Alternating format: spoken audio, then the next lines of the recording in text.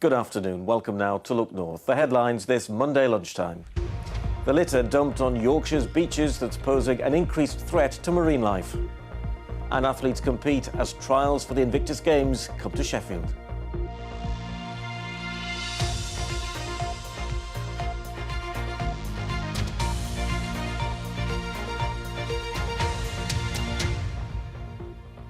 A very good afternoon to you. Marine conservationists in Scarborough say more and more plastic is ending up on Yorkshire's beaches, despite much better public awareness of the problem.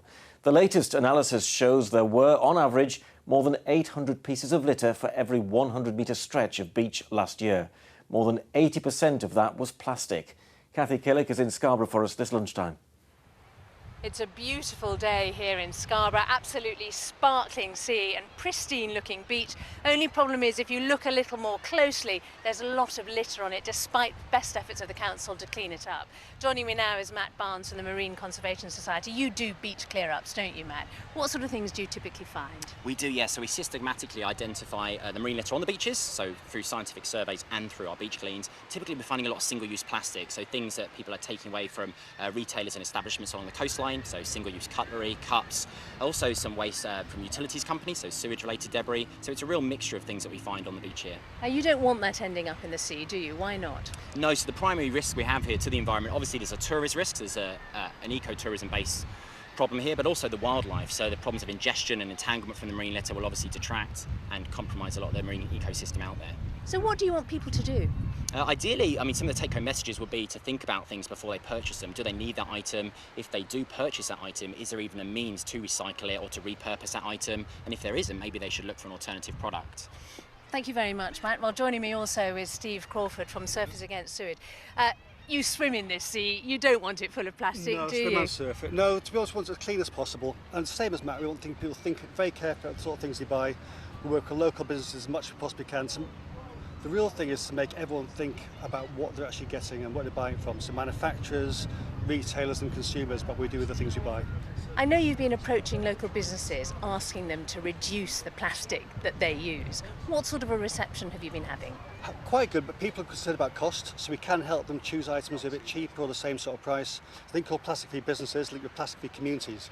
And the idea is to really get the businesses to stop these items going to people's hands to go into the beach. Are you thinking that there's more awareness, at least, say from Blue Planet and programmes like that, and people do come and volunteer to clean the beaches, don't they? So are you finding that people are more receptive? We had 250 people here about at the start of the year, so people are more aware, but the thing is it's actually putting your money where your mouth is. So we're all aware of now, we have to start acting a different way to actually make this stop happening. Thank you very much indeed, Steve. Well, we'll be looking a bit more closely at the type of items that are found on the beach and what people can do to clean up their act on tonight's Look North. Do you join us if you can? And I'm sure Kathy will have a lovely afternoon in the sunshine in Scarborough. Now let's have a look at some more of the day's news. And a murder inquiry is underway after a 21-year-old man was stabbed to death in Sheffield. Emergency services were called to Piper Crescent in Longley at about 10:15 last night, following reports that a man had suffered stab wounds to his chest. He was taken to hospital but died shortly afterwards. Local neighbourhood officers are in the area today to offer reassurance to the community.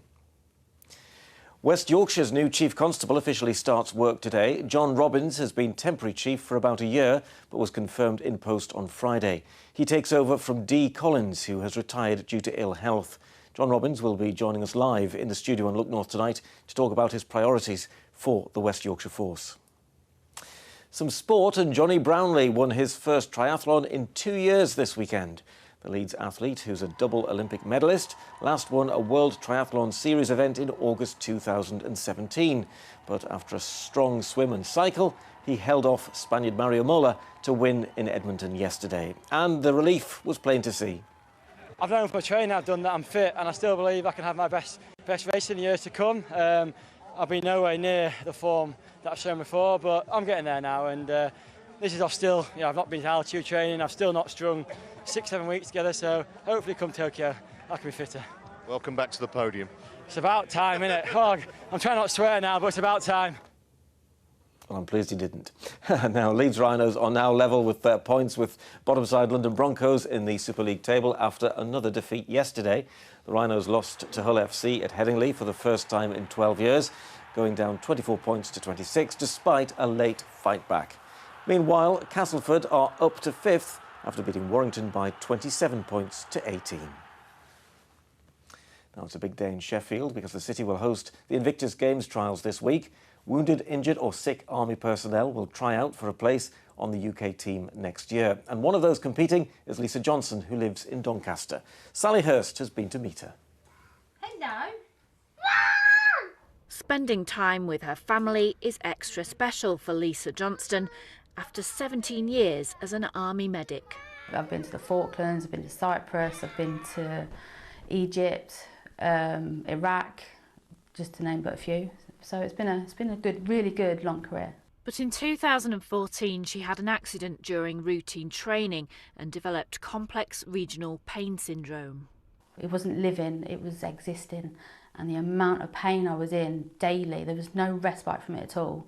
I couldn't pick up my kids, I couldn't give them a cuddle. My youngest one, Ethan, couldn't push his pram, couldn't hold hands to learn it, help him learn to walk or anything like that. It was a real dark couple of years living with complex regional pain syndrome. Eventually Lisa made the difficult decision to have her leg amputated. Now sport is playing a big role in her rehabilitation. I'm trying out, new sports I'm trying out is wheelchair rugby, that's awesome. Rowing, I'm trying out also in athletics. I'm going to be running, and my kids haven't seen me run properly yet, and for my kids to see me run, that will be the icing on top of the cake. Anything after that is a bonus, but I want my kids to see their mum run, and they've not seen that. And, of course, we wish all the competitors all the very best. Now then, that's the news and the sport. Time for a look at the weather prospects now. And Keely's here with, I think, some pretty good news for us, Keely. Well, if you like it hotty, and do you like it hot? I always like it hot. Well, you're going to like this week then, because temperatures are going to build through the week. We're looking at way above average temperatures. We should be at around 21 or 22 degrees. We might get up to 31 or 32 degrees. And actually in the southeast of England, we could get up to 36, 37. If we make 37, then we'll beat the July record of 36.7, which was made in 2015 at Heathrow. I'll tell you a bit more on that in a moment, because the heat also means thunderstorms. There'll be more on that too. This afternoon, though, it looks nice. It's going to be warm. There's going to be plenty of sunshine. In fact, increasing amounts of sunshine. And there's a nice warm breeze out there too. Now, we've got a southerly breeze, and that's what's dragging the air up from the continent. Parts of the continent, France, Iberia, Spain, are also having a heat wave with temperatures exceeding 40 degrees. For our part of the world, we could exceed 30 in the next day or so, and that, of course, means that we will trigger some thunderstorms. You'll notice it feels quite warm and muggy and humid out there. Now, we did start off with quite a bit of cloud, but that cloud has begun to recede northwards, and we are going to see increasing amounts of sunshine as we head through the afternoon. So dry and fine with some long spells of sunshine, feeling a bit warm and muggy out there in places, and temperatures will lift to around 28 degrees, which is 82 Fahrenheit, and a bit of a breeze as well. So through this evening and overnight, it was a little bit more cloud, I think, lurking around the Dales. Elsewhere, dry with long clear spells, but an uncomfortable night to come, and you'll have to get used to these over the next few nights because it is going to continue to be warm overnight too, 15 or 16 degrees the low.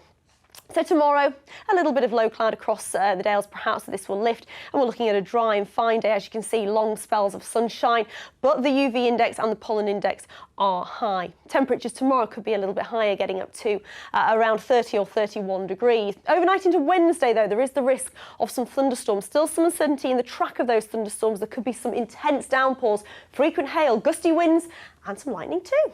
Fantastic. Thank you very much indeed. Exciting. Keely, it's really good, isn't it? Yeah. Are those budgies on your dress, by the way? Yes. When the nice weather comes out, I get my my budgie girls out. There you go. On that You're speechless. note, good afternoon.